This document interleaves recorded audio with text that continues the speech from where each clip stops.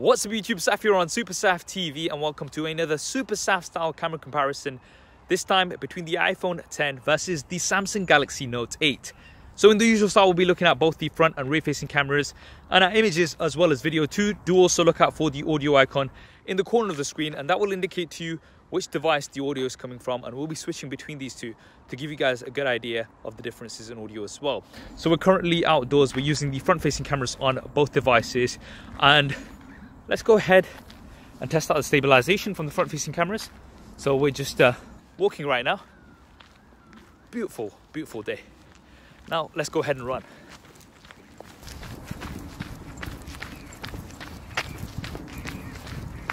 Now we've moved on to the rear facing cameras. This is a really good test of dynamic range performing at 4K 30 frames a second. Now both of the cameras have a telephoto lens as well, which means we can zoom in, and both are also optically stabilized when at ×2. So it's going to take a bit of a walk with both cameras here. Switch back to the regular, and we're just going to walk a little bit, and now we're going to run.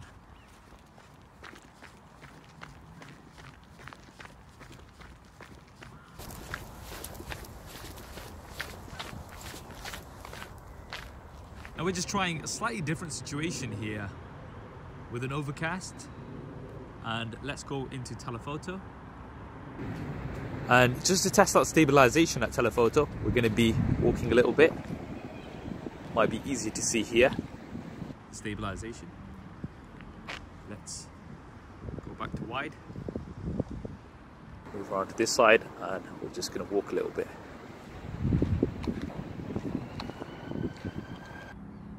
Now just testing out the autofocus on the iPhone X. Seems to be doing really well. Now with the Note 8. Man, that dual pixel autofocus is just rapid. Just look at that. Boom.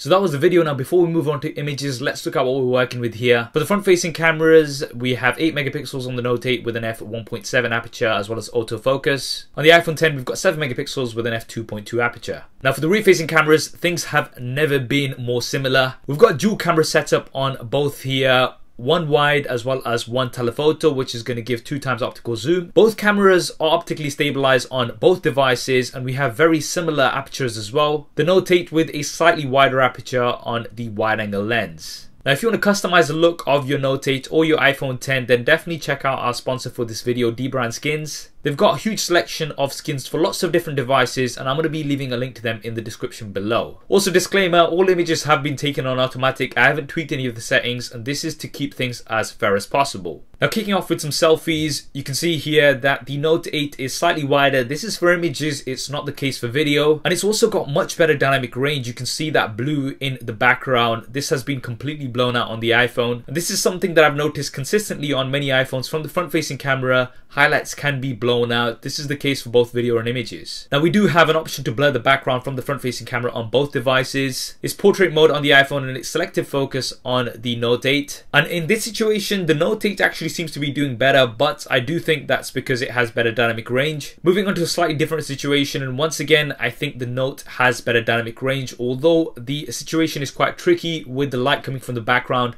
we still have a bit of blue in the background of the Note. Now, trying out the blur on this situation, the iPhone is doing better. And this is something that I've noticed on the Note when trying to use the selective focus. You do need quite some distance between the subject and the background for it to work properly. And you can see here, because we do have this mammoth in the background, it hasn't done a great job. On a side note, I'd like to say that I think the Pixel actually does better than both of these, but that is for another video. Now moving on to low light selfies, the Note 8 brighter here. You can see more details in my face as well as in the background. Using the front facing flash, I think the Note 8, although it is brighter, it has washed out the image slightly. The iPhone, not as washed out. I think this is going to come down to your personal preference. Now in outdoor macro shots, I think both are doing pretty good here. I'd say the color of the flower was in between these two. The Note 8 does seem a tad sharper, but overall I think both are doing a really good job. Now in outdoor wide shots, I think both are doing good once again, but the Note is more vibrant. Also seems a tad brighter here in this situation. Using the telephoto camera on both, once again, both doing really good. The Note 8 a tad more vibrant once again. Now I wanted to test out the dynamic range of both of these, so I shot directly into the sun here. And here I would have to give the edge to the iPhone.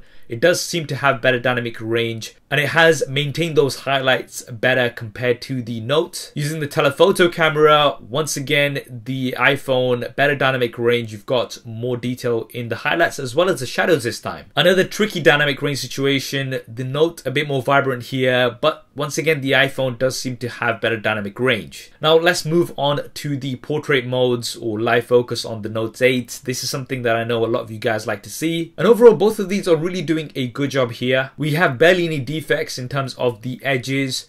The Note 8 does seem a tad sharper. Trying out another shot, and here I do think the Note 8 is better. It's brighter and it's also sharper. Slight differences in color, which I think will come down to personal preference. Now one last test on portrait mode. I just wanted to test out the dynamic range while we're in portrait mode. Here I think the Note 8 is doing better in terms of maintaining those highlights. On this mask you can see that the highlights are slightly blown out on the iPhone. Now on the Note you can adjust the blur after the fact, so you can decide how much blur you want. On the iPhone you do have studio lighting, which will let you add some effects after the fact. Some of these work quite well, some not so much. Now moving on to some low light shots. So we're outdoors in low light here. I think both are doing really good here. We've got the moonlight in the background. The Note does seem a tad brighter, but there's not really much between these two. Now a situation with some more tricky lighting, and here I would have to give the edge to the Note. We've got more noise on the iPhone. The Note 8 has done a better job of clearing up that noise. A final shot in low light, once again both doing really well here, but the Note tad brighter as well as a tad sharper, I would say. So there we have it, the Super SAF style camera comparison between the iPhone X and the Samsung Galaxy Note 8. Overall both did absolutely great. Now when it came to front facing camera images, the Note 8 is wider with better dynamic range overall. You will, however, get better portrait mode images on the iPhone X, and that is because of all of those additional sensors at the front. And for video from the front-facing camera, the Note 8 I would say was better overall again, with better dynamic range. It was also more stable, although for video it's not as wide because it does crop in to give you that video stabilization. Now for outdoor images, I think both were very, very good. The Note 8 more vibrant. I'd say the iPhone had better dynamic range overall, however. Telephoto cameras on both were absolutely great, and the optical image stabilization also definitely helps. For video from the rear-facing cameras, quality-wise, both were very good. The dynamic range actually differed from situation to situation. When we were shooting directly into the sun, the clear winner was the iPhone, but when we were shooting away from the sun, then the Note 8 seemed to have better dynamic range. Overall, however, I think the iPhone did have better dynamic range for video compared to the Note 8. You've also got 4K at 60 frames a second on the iPhone, as well as options to shoot at 24 frames a second. This is something that you've not got on the Note. And you've also got 1080p slow motion on the iPhone. You've only got 720p slow motion on the Samsung Galaxy Note 8.